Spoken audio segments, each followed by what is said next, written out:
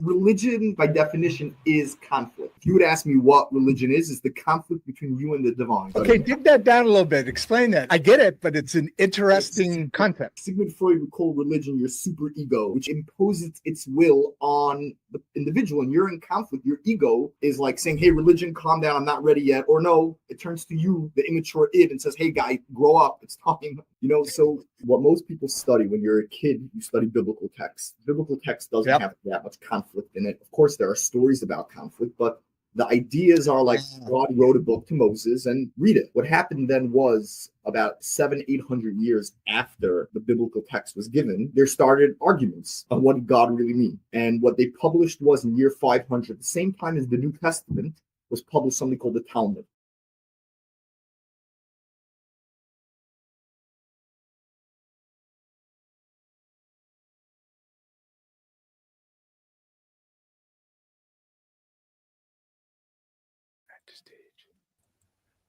All right, that was not a good, Gus. Did you see that Usually it does real well. So I'm here trying to show an improvement that we're doing. And then I was like, what the hell is that doing? Did you see that all in the very beginning? Yeah, I saw it. Yeah, this is a dude kind of hanging out and bringing information along. So there are some mistakes that come up. So Gus. Yep. We were just talking in the background and in the green room, right? Hello, guys. Good to see you here. And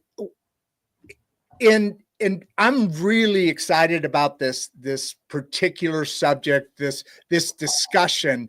We don't do interviews. We do conversations. Join the conversations, kind of a thing we do. But the reason being is obviously there's technology that has been around for quite a while, mainly I think driven by GPS kind of stuff for location and being able to machinery be able to operate. But some of the stuff you've invented is really impressive. Why don't you kind of introduce some? Oh wait, I was supposed to see crazy Argentine. Did I say crazy Argentinian guy? Passionate, crazy Argentina guy.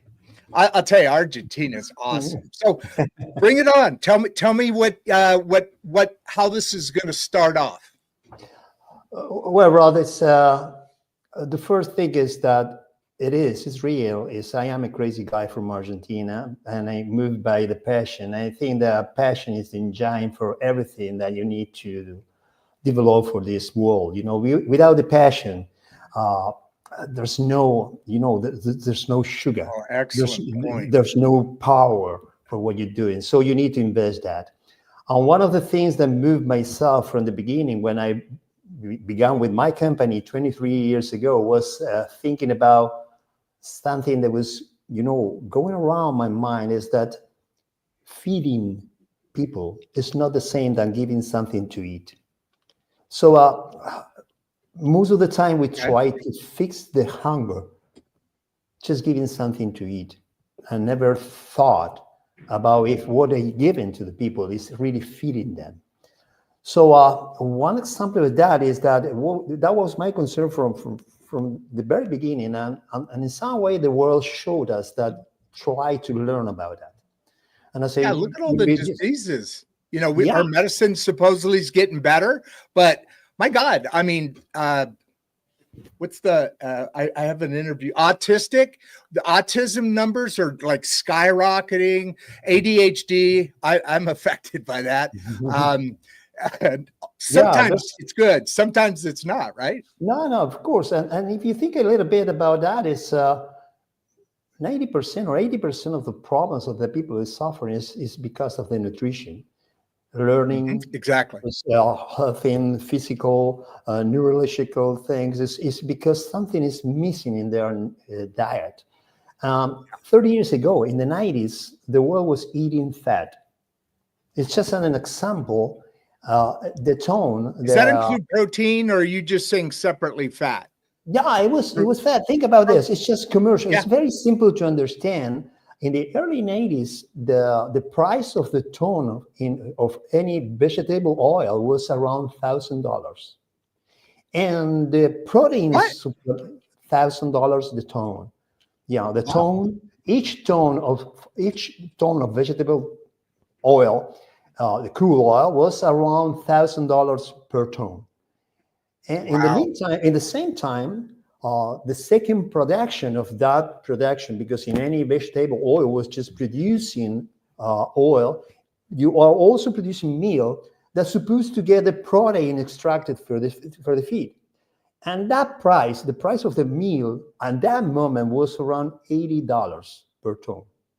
Today, the oil is still remaining in $900,000, but the soybean meal or any meal, the concentrated of protein is around 450 or 500.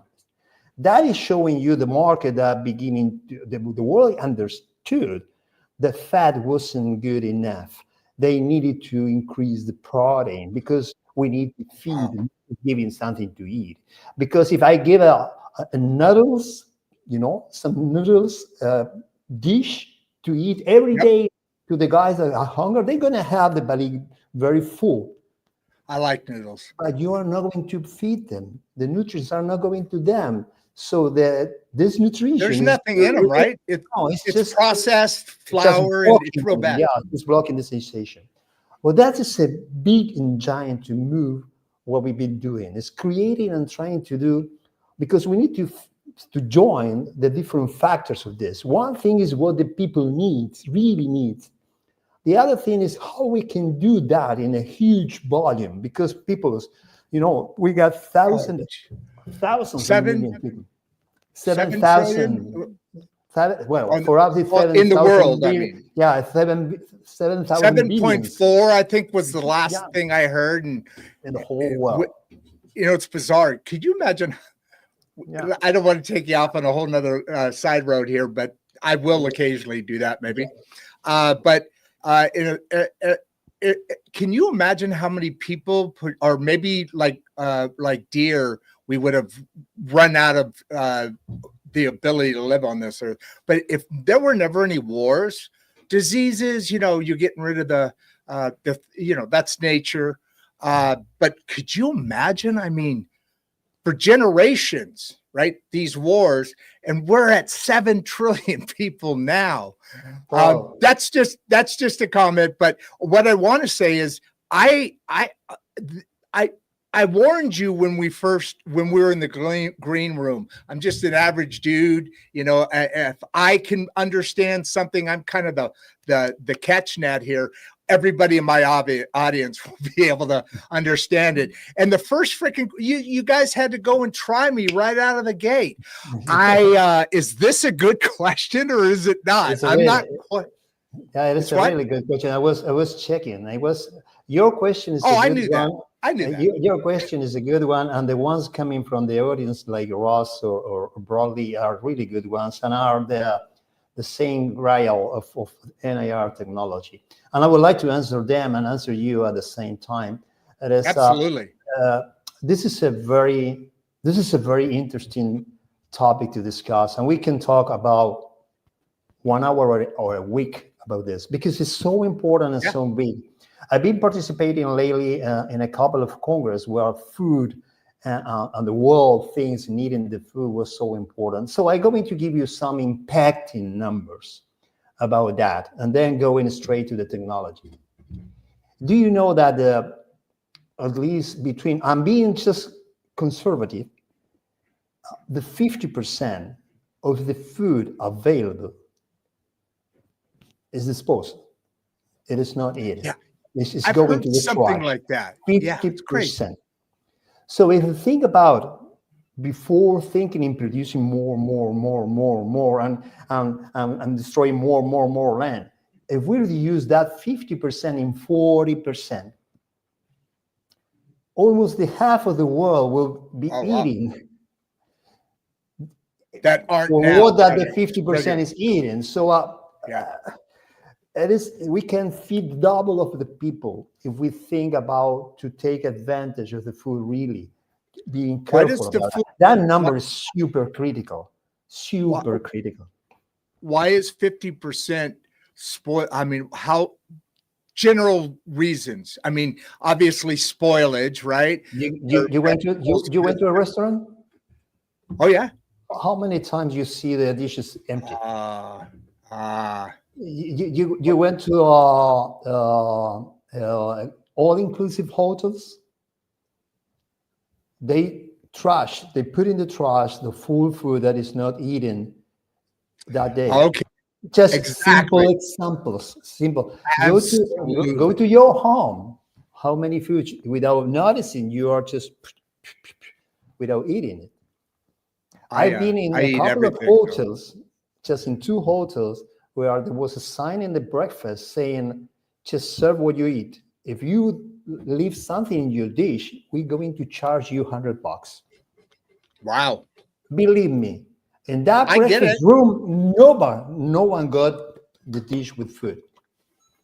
So just trying to flying with this because it's so big.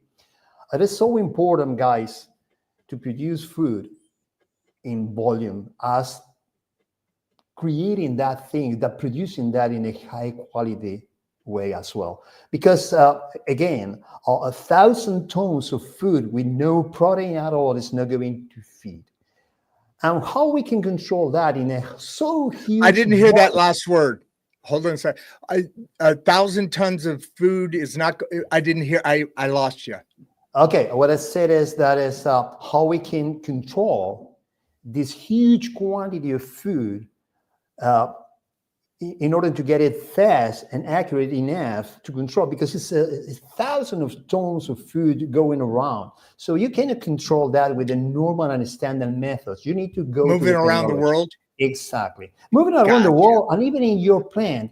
If I want to control the quality production, not just the volume, but also the quality of the production, I need to some way, some technology that allows me to do it almost at the real time, because of that volume is so huge.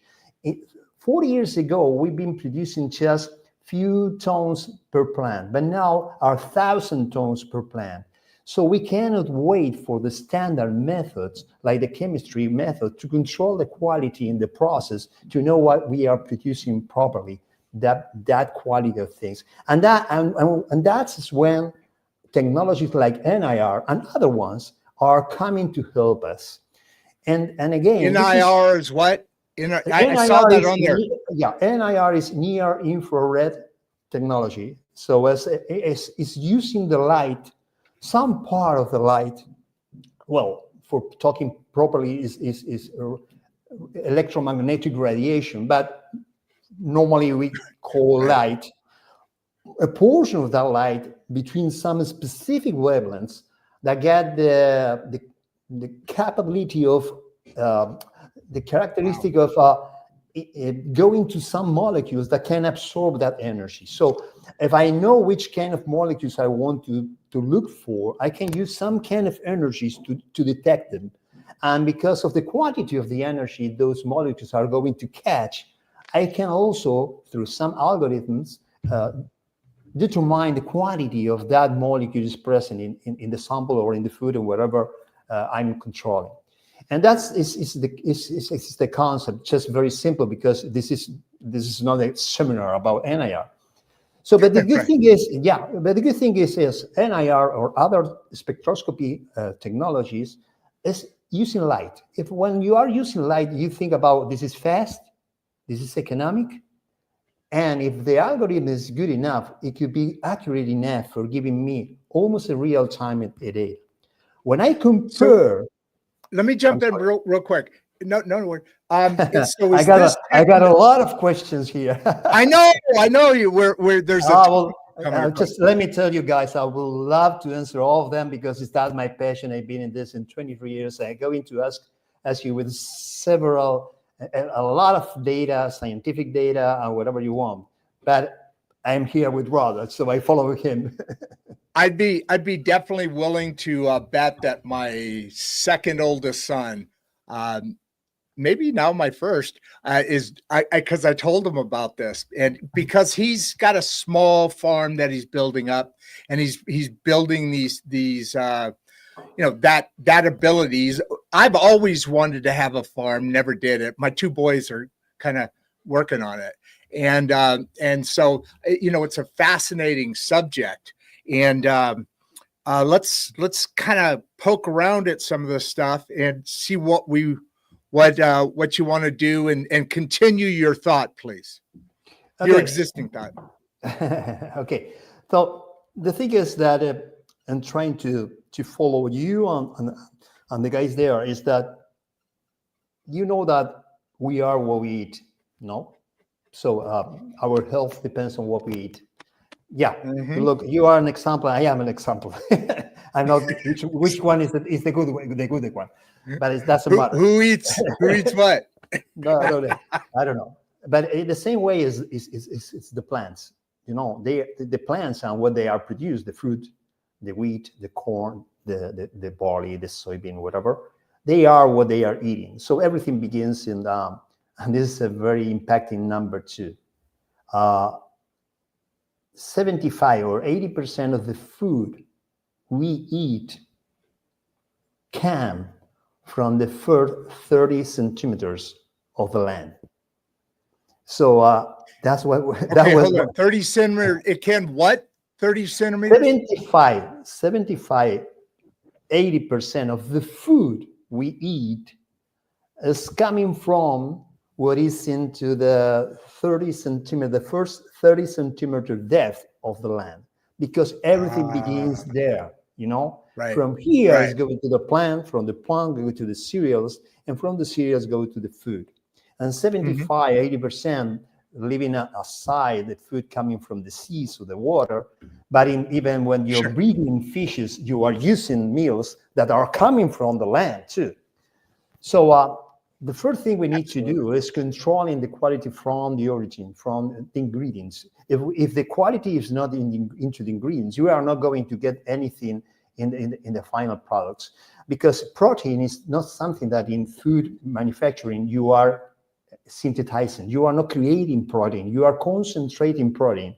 So if you got a soybean From what's already there, you're think about you got a soybean that got 34% of protein, but also got a 20% of fat, and also you got fiber, blah blah blah. When you extract the fat to produce oil, and when you extract the fiber to get some bran, you concentrate the protein in the meal. So if the protein is not in the soybean, you are not going to get a high protein in the soybean. And now we began to think about where we can apply, as some of the guys are asking here, technology to assure that the quality is coming properly and separate the quality to assure that we are going to produce the food we want. So we need to begin from right? We need to Is begin that from where the beginning. That light comes in? Yep. We need to begin from the beginning. We need to think what is coming on from the field. So now more and more guys, and I'm working with that in 2 different projects worldwide, more and more are looking for remote real technology to analyze the soil and to control the soil, even the organic carbon that is also related with the, with the Put in the right gas emission, the carbon footprint, or all that move. But it is not just it save the world. It's just producing properly. And we, for example, as TecnoCientifica, developed a technology that can be installed straight in a combined harvester. So at the same time you are harvesting, in the same moment you are harvesting, in real time, we are controlling not just the yield, but also the quality. And we can map the quality. It's going. As you're harvesting. Yeah, the harvester is going, the grain is going in, and we are just measuring the protein, the fat, all the nutrients of the grain at the same time you are harvesting. And at the same time you are doing that. Whoa. You're actually measuring the nutrient buildup, the protein, you're actually measuring that from each coming in? Yeah, well, the harvester, you saw a big machine in the field harvesting.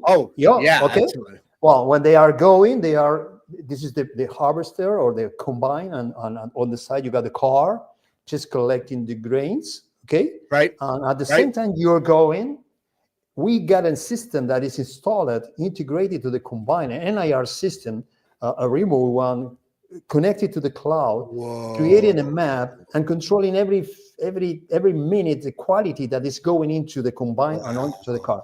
So when you get the car existing full, now? That's existing now? Yeah. And do we use it a lot? Yeah, and we are not the only ones, but we are the only ones in Latin America doing this. We began with this. That's amazing. Yeah, but people doesn't know. Yeah, I didn't know. That's a problem. We got another system called that system is called the grain queue. People go to the web page, grain queue. Grain queue. Gotcha. Grain queue. The queue. Oh, I saw that. Yeah. Okay, I saw that. And you can go to the web page, and if you put your grain queue, you're going to see it. And there's another one that we developed the last year that is called the the truck T scanner, and the T scanner is patented in 30 countries in the world, and we are integrating the NIR technology to serve all over the load in a truck, 30 tons, big trucks, real time. And we are, every time that the truck is coming to a plant, at the same time that the auto sampler is going through the load, we are looking and checking and scanning full time the full load. So in the plant, they got instantaneously the full quality of map of the truck before going into the plant and into the process. It's capturing that as because I saw in some of your information how what you're describing, the full load truck is analyzed in exactly what you were just talking about. Does that were you just saying, does that go while the truck is leaving, or that information is captured as it was being loaded and then through the cloud sent to wherever that destination is, so they already have some QC, right? I'm going to try to explain you in a more simple way, because this. I warned you. I warned you. Yeah, no problem. Think about this. I got a plant. When I say the plant, a manufacturer plant. Let's say that is. Yep. I'm talking something more simple. Let's say about a soybean meal or soybean oil plant. We have in Argentina one of the largest in the world. They produce, they process 30,000 tons per day. So they receive 30,000 tons every day to mill and to produce oil and soybean meal. Okay. So 30,000 tons means 1,000 trucks. Each truck is 30 tons, okay? 1,000 trucks. So how? Well, that puts it in perspective. I get that picture, yeah. So if they need to control the quality coming into the plant to be sure that soybean is good enough to produce some contract of high protein meal, and they need to check the truck, they can't waste time. They need to do it instantaneously, because if they spend 15 minutes, that is not, normally it's much more, 15 minutes after 2 days, the road of the trucks are going from Rosario, from Buenos Aires to the deep in the Patagonia. So we're gonna have full Argentina. What was that last thing? Yeah, Patagonia. Patagonia is the south of our country. It's the region. Man, that's where you got a awesome name. What does that mean? What does Patagonia mean? Patagonia is the name of a region because it's coming from the Indians that were living there. Gotcha. In the origin, okay, were the Patagonians, and Patagonians created the name of Patagonia. I love that. But for no reason, the thing this is so the creation of the T-scan is allowing them to know all they have instantaneously, so they don't waste any second. So they can decide immediately in the same time, and that is why. That is how the technology can help the process and help the people. There's a big discussion in the world about technology is against jobs. It's like the same discussion about AI. I'm very involved in AI. Nothing of this is magic. No at all. And nothing is good if it's not helping the people.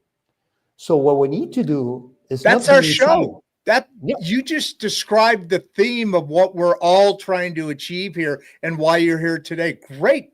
Thank you. That was awesome. Well said. But that's the thing. I used to say, people sometimes think that I am a scientist. And I used to, I like to show to the people that I am someone based in science, but I think in myself like a bridge builder between the science and reality. So pure science is fundamental, but what we need is transform this for making something good for the people. It is not just You're an replacing entrepreneur. jobs. Yeah, it's the way. Technology is needed because in this case, we cannot do by hands. It is impossible. And that is where the technology comes. And NIRS is perfect for that in many things, but it's not magic. People, I'm tired to say that NIR is not for everything. And there's many companies, commercial companies saying that they can do everything with NIR. And NIR is just for the specific things, and it's really good for those, but it's not for everything. And that's why I have different technology for that. I'm sorry, I'm just a passion man, and so I just. That's awesome, man. I am, you know what, you know what my hands. Hey, well, have you been watching? It's kind of that thicker little ethnic blood where you start. I don't have any reason for it, but it's always a good way to go. Now I lost my damn thought. Well, meanwhile, in the time you do, can you plug on some of those questions? Oh, can you plug on? Oh, yeah, I can plug. There's a ton of them. Yeah, in too many straight answers. I would like to ask you. I don't know if it's possible or not because there are so many and so good questions coming from the people. If in some way I can answer to all of them later, and just by email or whatever, I was going to mention that. By the way, I was going to mention that. Usually towards the end of the show, we do little administrations, kind of what I did in the beginning, but and I forgot to tell everybody to stay to the end because those who do stay get a little extra inside stuff or whatever. But I always say, and you could do this anytime, obviously, but in that text box that you and I talked about before the show, put your information in that for a couple reasons. I'm always getting, like, you're the expert, right? And you have a reason and need or want to be on here. So, but like 2 weeks later, I'll get a comment on the show, and somebody watched it later, right? And so I'll get a comment, and I'm like, if I don't have your contact information, it's hard to get that across. Makes sense? No. Okay. I'm trying to connect, but when I click in connect, it is saying me that connect. And when I connect, it's something in YouTube, and I need to do something with the account. Is possible? Because I'm not straight open in the chat. Just when I say connect, it's. Yeah, dude, I'm sorry. I'm still learning. I got this side down. No, I don't know. I'm just trying. So, okay. Can you do it in the private chat then? Yep. Yeah, because I'll copy and paste it over if it. Yeah, it's sending me to several places and just going. And I go into the chat private, and this is my. Because I would love to answer every single question because are really good ones, and there are several things coming, and more is advancing. And it's not just NIR. There's a combination of technologies, and I am working with AI and combination of technology, and we are developing more things and more specific and more new tools. And just that was a perfectly timed question. What innovations are on the horizon? Somebody timed that out perfectly. Why don't you stab at a couple more of these things? Oh, there's your private chat. I assume that's you. Yeah. I am just. You're just putting it in there. You're teasing the people. You're making them wait. Well, there is my, even it's There you my go. phone if they want to contact me by WhatsApp or wherever. Okay. Okay, just Okay. let's go Now back you and now just you saying owe some now you very owe some innovation. now you owe some answers. Okay, what if I go in from the last to the first or the first to the last? In that 100%. case, Either way, I'll jump in and out whenever I see an opportunity to make something. has this NIR especially compared to traditional quality control methods in terms of cost and efficiency? Well, I can tell you broadly that is comparing in cost and efficiency is a hugely better. Think about the traditional methods are chemical ones.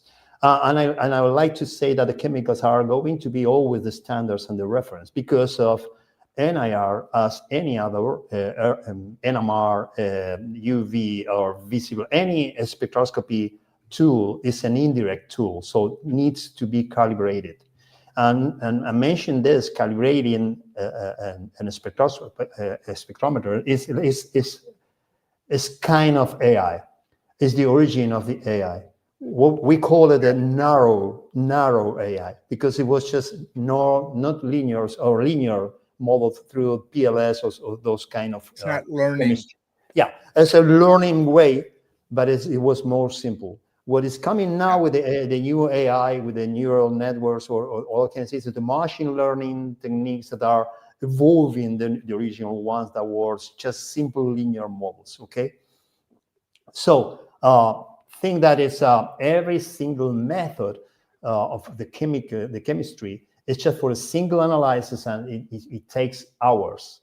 And you need glasses, you need reagents, you need chemicals, you need a When lot you of say things and glasses, energy. you mean safety No, glasses? no, glasses we got in the lab. Oh, In the lab is the glass, the aluminum, the flask, all the kind of thing, the glasses. So the stuff you need to do that. And that is hours. And it's a huge money about every run. wow. With an spectrometer that is around, our spectrometer's NIR benchtop is around $25,000, $30,000. But you can run samples every minute. It's in 20 seconds, you got the full result of the moisture product and fat. So if the calibration is good enough, of course, because you can get the best car in the world, but if you use the wrong fuel, it's not going to run properly. So one thing is the hardware, and the other one is the algorithm. If the algorithm was built properly, robust enough, the cost and efficiencies is hugely better. There's a big ROI, right? Big old ROI sitting on that. And no cost, Return. almost no cost for every single analysis. You got the initial cost, but then you can you increase your production of analysis hugely. Can smaller farms benefit from this technology, or it is mainly for large-scale operations? Good question, Russ. That was an early on question. Yeah, I was waiting for this. I'm curious. It is a really good question. I would say that the production of the technology needs to be affordable for everyone. But it is true that if your production is not too big, maybe you are not going to run too many samples. So the return of the investment is going to be slower than the ones that got the volume. I would say and that in time, don't technologies begin, where they start off because all the R&D was there, and the price for buying something new is all, meaning technology just turned in, is higher than, as the computers were here and now they're here, that kind of thing. As we get more technical, it's going to be more of a thing, right? The evolution of the technology is going not just to making something good, but also something more affordable for the people. And sometimes in the case of the small farmers, you don't need to go to the best, because with some orientation about what you're producing is good enough. So you can begin with something lower. I would say that we are still in the age where really small farmers are not going to return the investment by now, but we are coming in that direction. I would say that we were in 15 years ago, it was just for big producers or big farmers. Now we are in the medium size. So we are going down, trying to cover everyone. How do you ensure the accuracy and reliability of real-time data in AgriTech? Oh, Ali, that is... I need that one. Yeah, that is the key, and that is my job. that is my expertise. This is again, sampling. So the way you teach, think about, I don't know if you got children's, but think about your... We have what? Children's, sons, daughters, or whatever. I've got grandbabies. You got, okay. Oh yeah. Think of it, if you send your son or your daughter to a college or to school, and the professor is not good enough, he's going to maybe talk badly, or you are just shouting and using slang or whatever. He's going to learn those kind of things, and when he go out to the life, people are going to say, "Oh, this guy doesn't know how to talk properly." Is his fault? Is his brain failing? No, his brain was bad calibrated. It was badly calibrated. So we taught him badly. So the way to assure the accuracy, and not just accuracy, reproducibility and repeatability of our technology, is being very careful in what and how we build those algorithms, because those algorithms are the brain, are part of the brain. Is the same, and they continue to learn. Exactly, right? Exactly. We can help them to go on teaching this algorithm. That's why AI is not just plug and play. Okay, no. It is. You have to train it. Absolutely, and it is absolutely needed. The data is absolutely needed for that. It's based on that. Data is absolutely fundamental, and data has to be good. If data is not good enough, I can't expect that the response is going to be good enough, because garbage in, garbage out, exactly, right? Exactly, yeah. Exactly. Yeah. That's the way. Just being short on this, because I got a lot of what advancements in grain quality monitoring can we expect? In I just mentioned two. One is, for example, surfing and mapping the full load of a truck coming into the plant.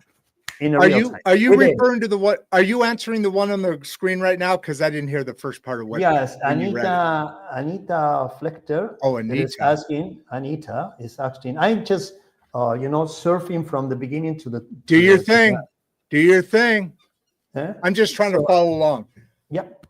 So are coming more and more, and believe me, it is not just the NIR. Hyperspectral is going into that.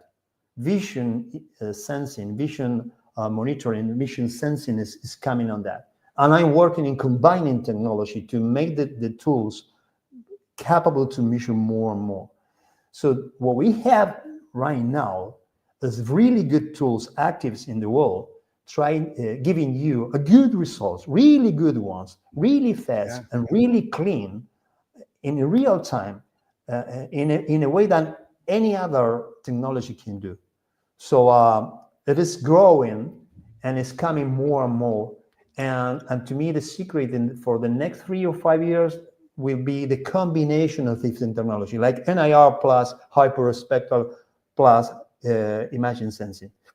What was that? Hyperspectral? What was that? What was that? Hyperspectral is a different technology. It's a different spectroscopy technology based on images. And so they are just checking with filters images. It's not just the classic NIR is collecting a signal. It's like getting the the heart signal coming from the heart. You're not seeing the heart, you're seeing the electrocardiogram. So in the case of the hyperspectral, you see the image. In the case of the classic NIR, you are collecting a signal coming from the... So different data coming from the same sample. So the combination will create really powerful tools in the future. And it's not, I'm not talking about 30 years. I'm talking about the next 3-5 years. We are working on that. Oh, I believe it. Absolutely. Yeah. We're moving so fast right now. The Jetsons are coming. Did you ever see that cartoon? Yep.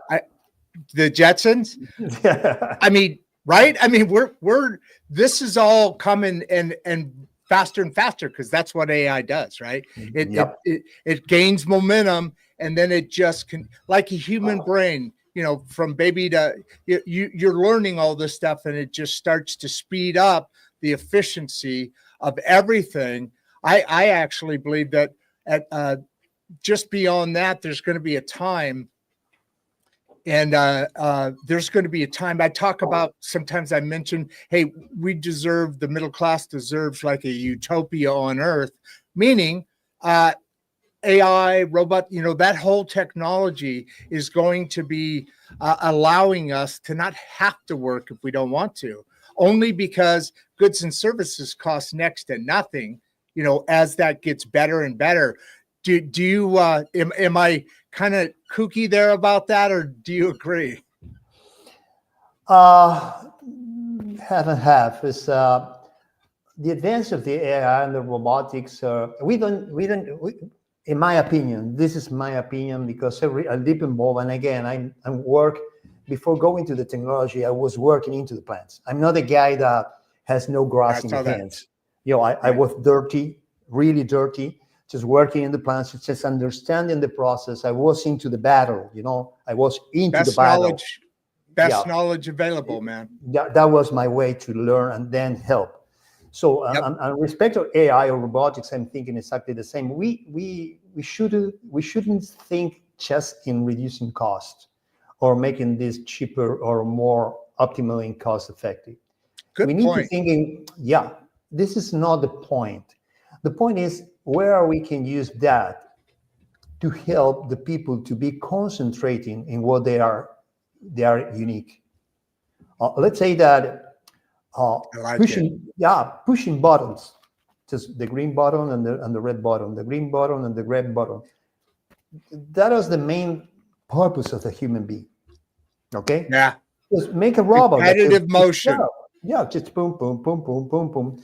So that's why we say those that we are in that line in AI, that the AI is fundamental for those things that are super routine for people. Yeah. But in the same way, you need to teach people and prepare the people to go up, to elevate their possibilities. So for using their brain, that is unique. Believe me, guys, in AI, we are far, far, far away of being or reproducing the brain, as AI is saying, because AI is far away from that. Reducing our brain? No, well, because the concept of AI is saying that AI is trying to replicate the way that the human brain is thinking in a machine. That is the big target, and we are far, far away from that. Yeah, because the brain is unique. It's amazing. So let's prepare the human being's brain for doing those things that machines cannot do. And they're going to use those machines. And that is not just cost. It's making the life of the people better with a better quality. Create new actions, create new activities for the people evolve beyond the machines. We don't need the machines living like humans at all. Right.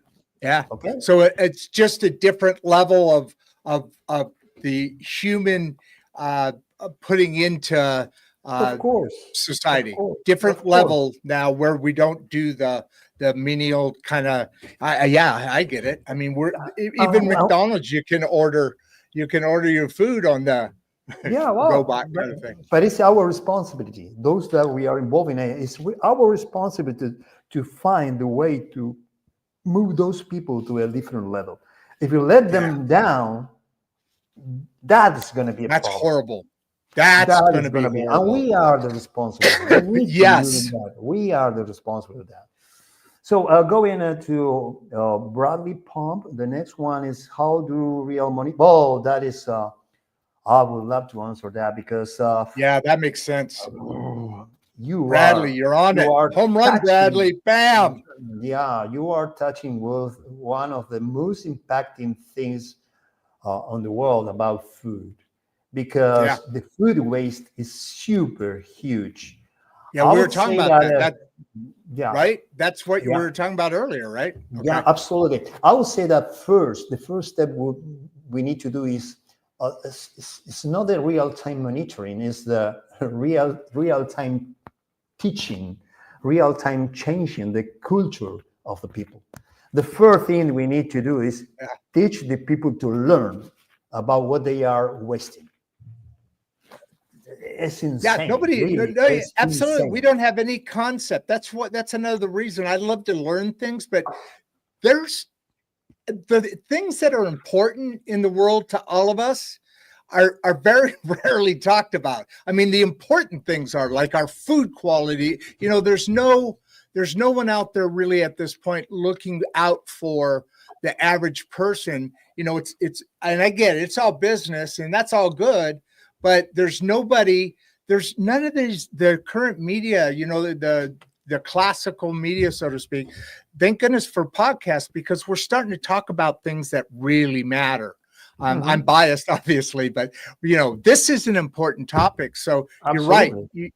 You got to Absolutely. get educated. And this is not technology, and because I am Right. a technologist and I got a company producing technology, and of course I live my company, my people live. If I can sell my technology, I'm not out of the world. I'm a human being too. So when I see Yeah. that, and when I go to everywhere, or when I see something just dropping food like nothing, it's It's got painful. to hurt So you. that's the Yeah. first Yeah. step. Technology can help, but in this case, broadly, we need to change the mind of the people. We need to change as a We have human to being. evolve as a people, as a Absolutely. human being. We do have We to need to evolve. No understand that doubt. there are others that has nothing at all, and they are the most vulnerable, you know? And those are the ones receiving the worst food, receiving the health, the lower healthy food. All the contaminations and all the bad food is going to those that needed the most. That is not good. So we need to Yeah. change that. We need, as a technologist, as industrials, trying to do this for improving the life of the people. If we don't do that, all we do has no sense at all. It is not just about money. I don't want to be a rich man. I want to sleep well and trying to go to the mountains and practice my MTB and running Yeah, and trail you running do and hiking. until You feeling do that hiking I and yeah, skiing. Yeah. yeah, and feel that I do something good. I Yeah. don't need fortunes for that. But this is just more philosophical thing than that technology. So Let's hit Branson the is next what one. Branson. I think that I already answered a little bit about that Yeah, because you did. yes, it's in industrial when in agriculture it is the same. There's many, and I could tell you, Branson, if you contact me, talk much more about that in details. I Hey, think that hey, is not Branson, the space is gonna be. the Yeah, details. It's in the chat there, Branson. I've added two things. Actually, it's right at the no. People have been talking past that. Holy crap, dude. and there's another one is Chris Hanna that is asking specifically about the T scanner. This is a great answer. And I don't know how familiar are you with the auto samplers, are the big machines, the big pros that are when you got the truck, a big truck, the truck and the trailer, and you got Okay.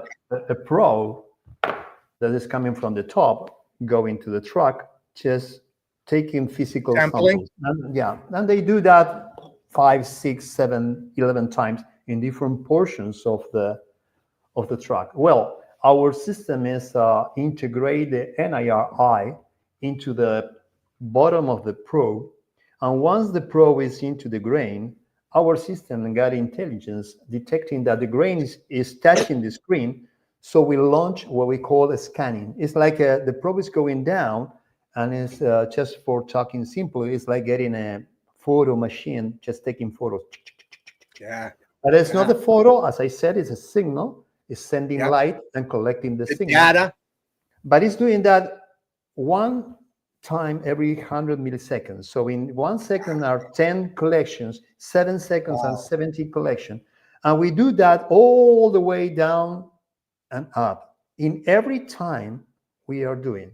But every time that the probe goes down and up, at the moment that he's up, he detects that it's up, he's already given to the receiver the quality of this column. And the quality is So that's boom, it's out. Yeah, it's boom. Once it's in the air, he got it in the screen. Okay, in this column of grain, because the height of the load of the truck maybe is 2 meters high. So the column is getting moisture, protein, and fat if we are talking about soybean. But it's not just that. It's dividing the signal, dividing the result by sections.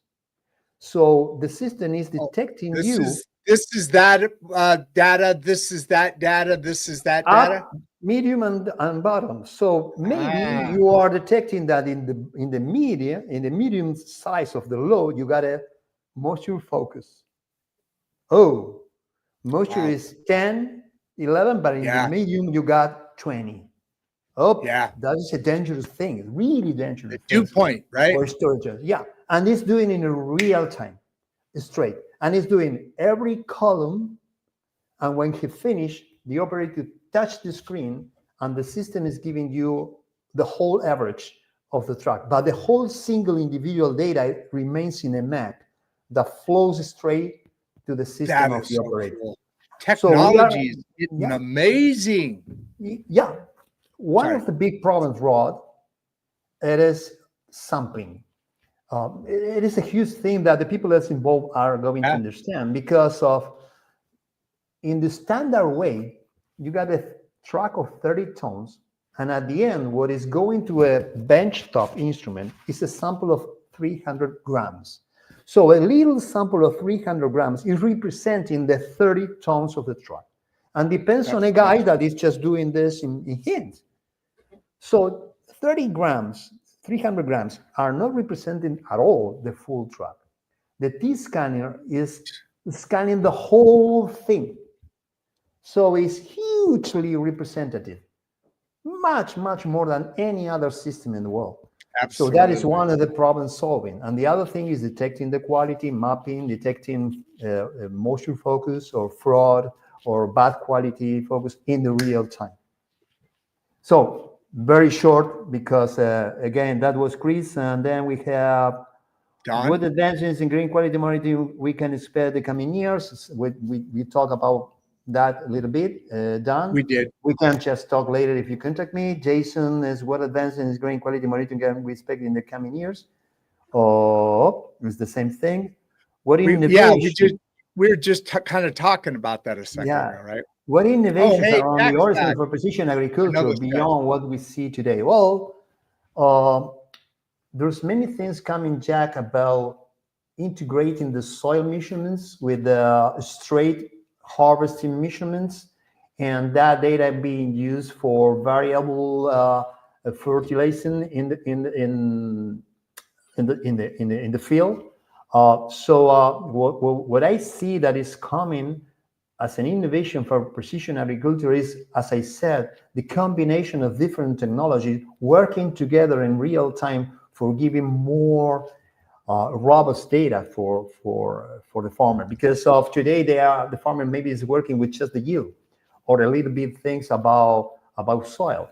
And soil, again, is just being done a few times every 2 or 3 years, or few people is doing that several times in the year. So technology is helping people to get more data, more frequent data, and getting more data, more frequent data is giving you more tools to getting better conclusions. With few data, it is not too representative. Increasing data is giving you much more possibilities. So you don't have to read this one. I'm sorry. You don't have to read this one.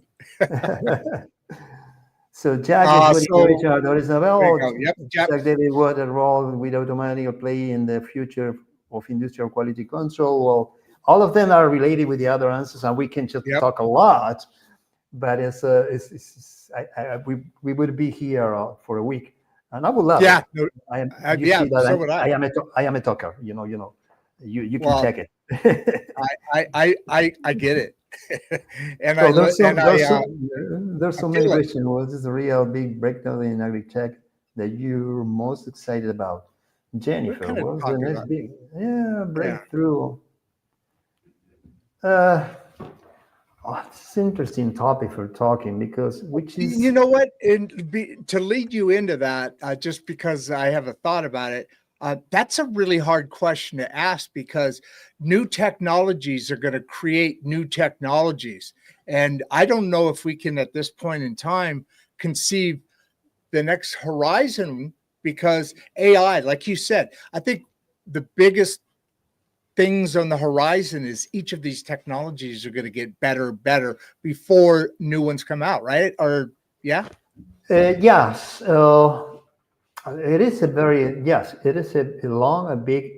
it's a challenging question for our mind, and the brain is just running. It is. But what I'm excited for is joining more. What I mean is we got separate tools working in different areas. I see the market fighting just for the business. So I would love to find other technologists saying, okay, I'm good in doing the matter, and you are good doing... That's your tea, right? That's the tea right my there, matter. Right? It is the matter. It's not a tea. It is a special. It is doing this. And I need energy. So what? Water. It is water. Gotcha. Yeah, it is not whiskey at this time. It is too early. I'm a couple hours away from that, but we'll tap a glass at that point. So what I see is that what I'm excited about AgTech is trying to find the best ones and begin to work in integration. Because by now it's just fighting for the market. We're working together. We're communicating across. Right? And that doesn't mean that we are not going to make business. If I am a specialist in doing one thing, and you are a specialist, if I am a specialist building engines, and you are a specialist building wheels, and another one is a specialist in building glasses, put everything together and create a new great car. We don't need to do everything and fighting again, because that is just slowing the advance of the technology, because of just we are fighting just for the business and just for the market. I love it, man. So, that's awesome. I need that in AgTech. I will love and excited to share more and trying to think about how we can take advantage of these developments and put in something really strong to make this. And the second thing is, Jennifer, it's not just the technology. And here is again, teaching the people, changing the culture of using, because of it has no sense to get a tool if you're not going to use it. Yeah. Just one example. 100%. Yeah. The yield monitor. The yield monitor is controlling the volume of production, the yield in every harvest. Yield monitor was adapted for the market. And it keeps that data, right? So it can be further analyzed against the last session or exactly. and the different weather patterns that were because that's a huge big deal But let me tell you that technology was adapted by the market finally in the early 2000s. So in the early 90s we began. 10 years later it was adapted for the market. Today, 25 years later of that, maybe if I am good, maybe the 15 or 20% of the people is using that data. Wow. So why is getting that information if you're not going to use it? It's not, if you're not going to use the information, forget about technology. Don't use it. Yeah. Don't pay money. So information must be useful. If not, don't pay for it. Makes sense. Okay. What about this? We have already talked about in the what you're excited about technologies coming up. You agree? Pardon me? Sorry, I was just reading. We've already covered Papa. Look at that name, Papa Lens. Okay. Hey, Papa. We already kind of covered this, right? Do you think that you have a biggest impact in agriculture? Yes, I was teaching that. But again, I think that one of the main things that are impacting that is we are going deep in soil analysis because of that Going is deeper? big. No, I'm going deeper in learning? in the searching, no deeper in the Gotcha. land. It's Gotcha. going more and more to the soil analysis because of everything about the greenhouse emission gases and the carbon footprints and the green projects are pushing, and the FAO is pushing to make and get more technologies to measure more and more the quality or the composition of the land, of the soil. So that is one of the things that are coming strong in innovation about technology and being integrated with the other tools of harvesting and the others. That to me is one of the main things. Starts to web out, huh? Kind of Yep. connects. Yeah, Absolutely. I mean, it's beautiful. Like the brain, we have synapses. Yeah, absolutely. We need to increase that. Every time you train your brain, some new neurons are working with you. Are joining the game. So yeah, Nick is something that we talk about it, and it's and decision making agriculture beyond just that. Well, that's Oh my goodness, that's a hard. I mean, yeah. that's Jack. Oh, he's a young guy, of course. Yeah, but it is He not probably was just born with a cell phone in his hand, and so he's really looking at no, at AI. I get it. But we need them. We need do. them. We need the young brains because they are closer to the AI without infection, without the vicious of those that we coming from life. yeah. It's So part of we their need life. them. Yeah, we need them. Oh, yeah. I work on some AI, some automation, some modules, and I've done some stuff about this. And one guy said, "You're the oldest person I've ever worked with," and time after time after time, I now work with the people that work with me on this podcast are in their freaking 20s and maybe 30s, and which is awesome because that's why I say you can't experience you can't imagine. I mean, you can, but realistically, these kids, like I said, grew up with a cell phone in their hand. Literally born with it. I have a granddaughter. I think we said that. Yeah. She just turned 1, and her and I FaceTime back and forth all the time, and she's still trying to get it, but she uses the phone and everything. Sloppily, but you can see the baby now. You can see the babies, really young babies, and you put a book, just a simple book, a paper book, and instead of they are doing with the finger this, in a paper book, and that is because of the phone. Because of the phone, and he's just 1 year old, and you put the paper. He is not moving the pages; he's just doing this, trying to change. But we need the energy of the young guys like Jack, because of we are from the 60s, and we are really clever men, and we are limitations about our bytes.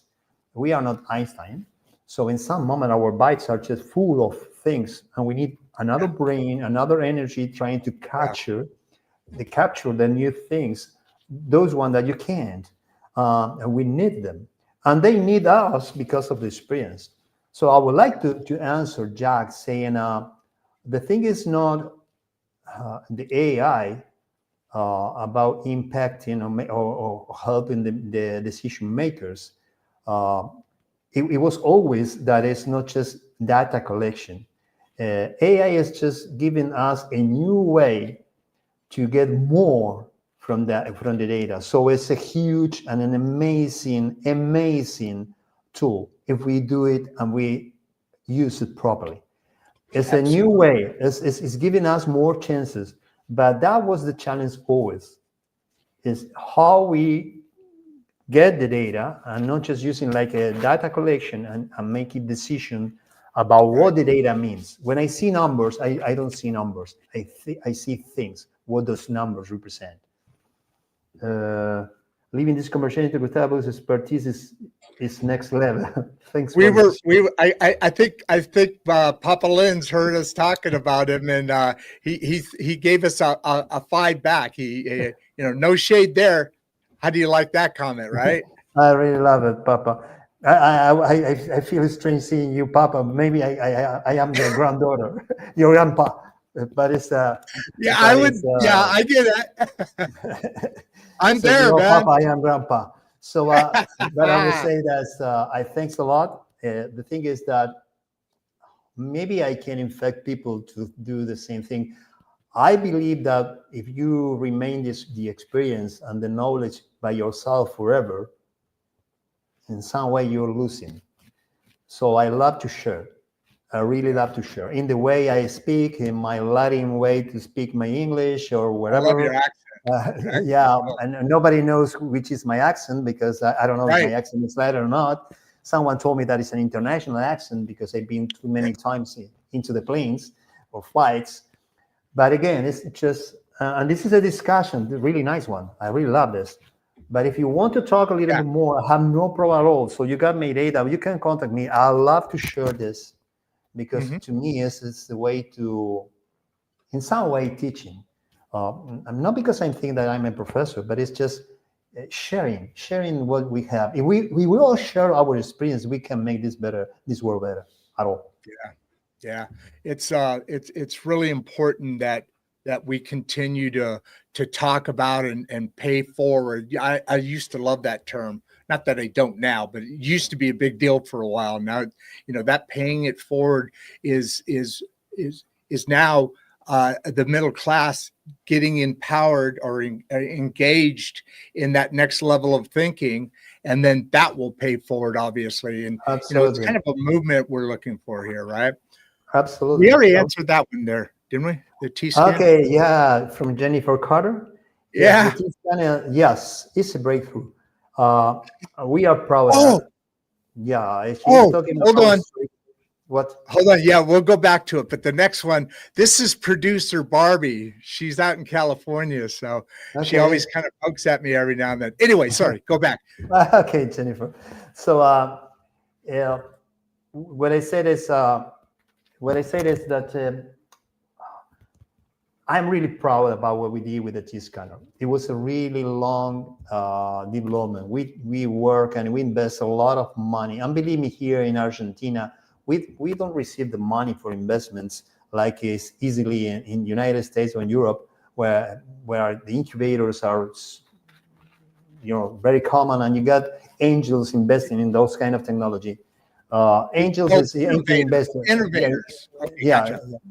So in our case in Argentina, it is not so easy. We had to do it by ourselves.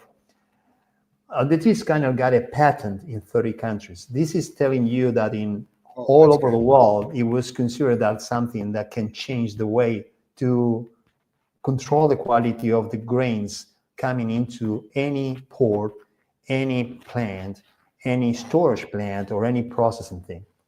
So we are working, and we are, and that's mind-blowing, man. Yeah, that's mind-blowing. That's freaking awesome. It is hard.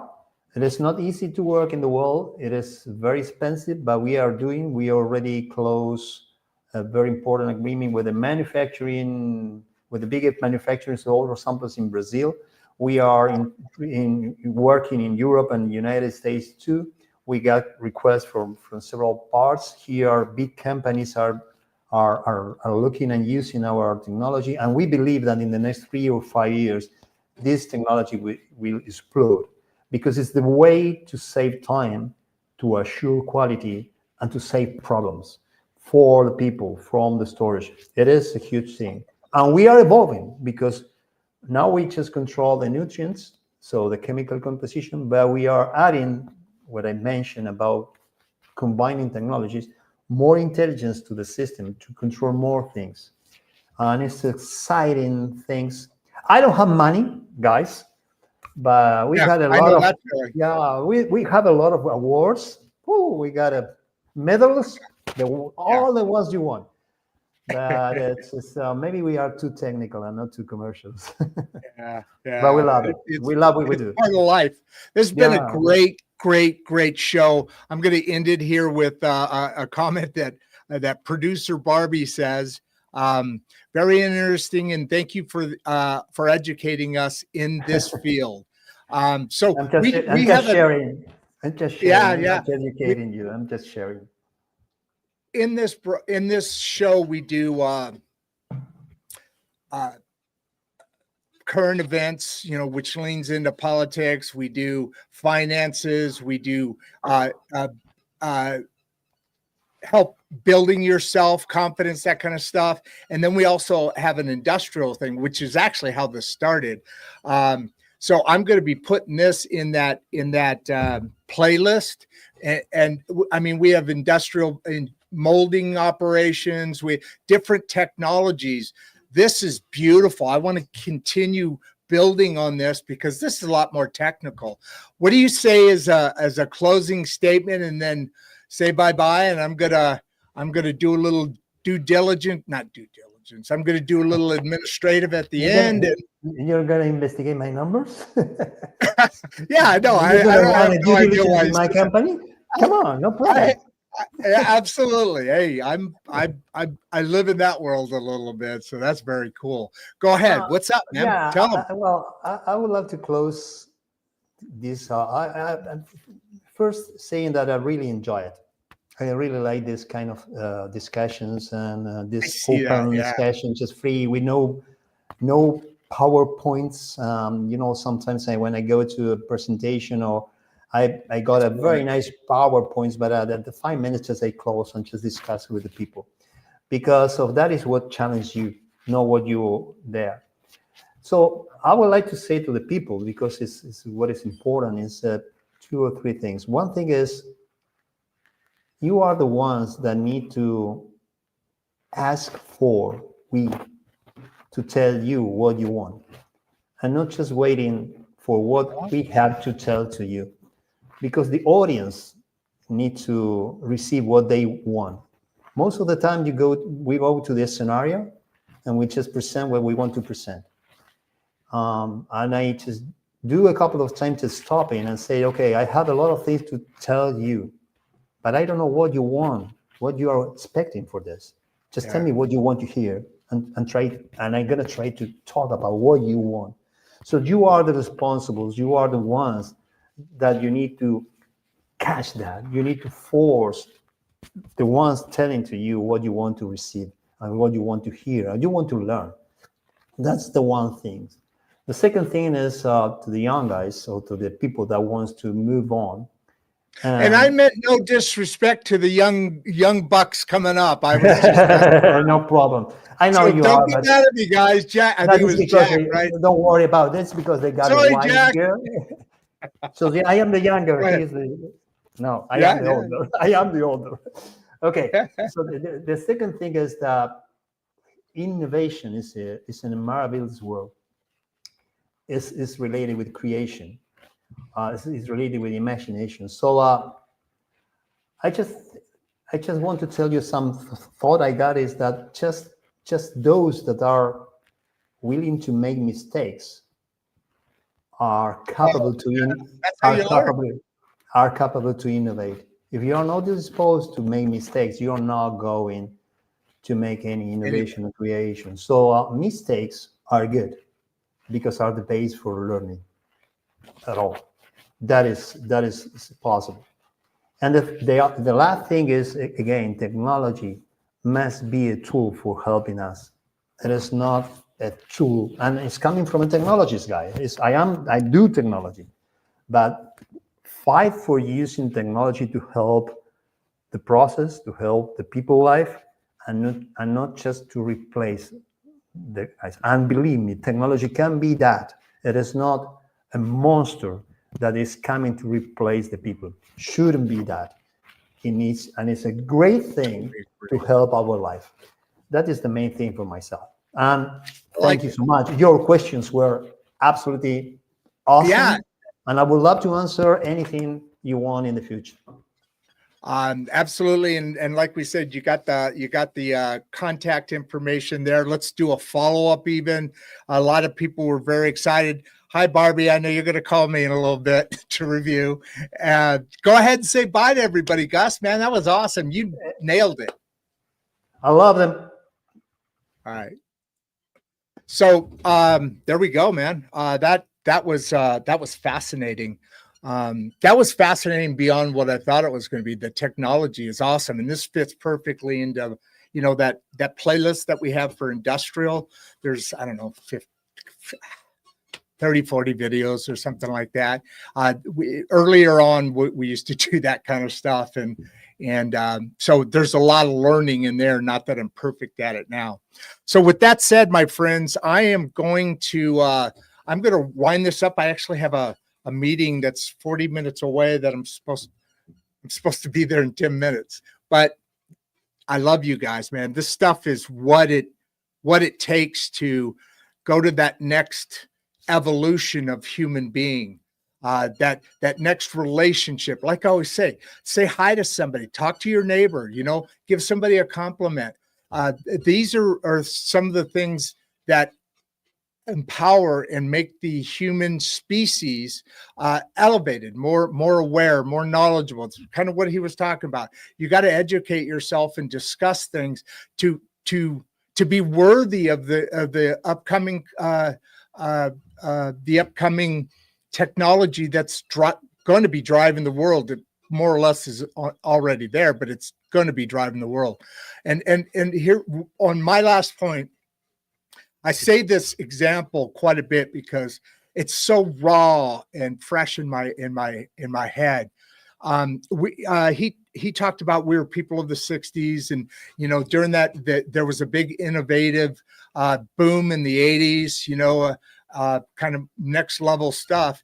And I always like to say that when I was, I'm sorry, in that time when the internet and the computers started to be on every desk and cell phones, people that were my age, even maybe a little bit younger and certainly older, they were lost. There was a big, huge depression cycle that went through our society because the older generation, this thing just popped up and they started and they were lost. They literally recessed, came out of society to a great. It's not like their kids didn't like them or anything like that, but there was a high level of depression because they had no concept. Now, AI to me is like that technology, like the internet on multiple, like huge what's the word? Whole nother levels, steroids. That was the word I was thinking. So we're going to end it here. Great show. Great questions, guys. And like I said, I got to freaking run like crazy. So I love you guys. Keep supporting us, man. I'm trying to get to a point where I can relocate this back towards my kids. And so I'm gonna let it go at that. I'm Rod Duff. Down there is producer Barbie, and right there is Gus. Hey, Gus. I've got him blocked in the green room, so he can't answer. But I'm done fooling around now. I've had enough fun for the day. I appreciate it, guys. I love you. Go say hi to somebody. Go shake somebody's hand that not if you don't know them. I mean, that might happen, but open up, man. Let's be a better society by individually each becoming better people. I like to use this term. Speaking of the 60s, create a vibe, live in a vibe that when you go to interact with other people or out in the world, whatever, your vibe increases the vibe of who you encounter, where you come, create that. You can feel that energy when whether you're negative or positive. And, it's no more preaching. I'm Rod Duff. producer Barbie for insights and straight talk. You find us on YouTube at Rod Duff, at the @ RODDDUFF 1939. I think there's a closing video coming up. So again, I love you guys, and I'm out.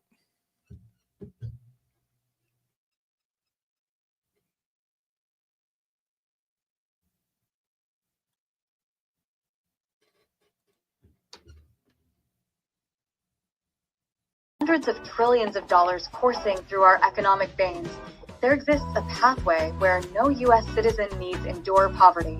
Every child should be shielded from involuntary hunger and thirst. By eradicating greed and corruption, we pave the way forward.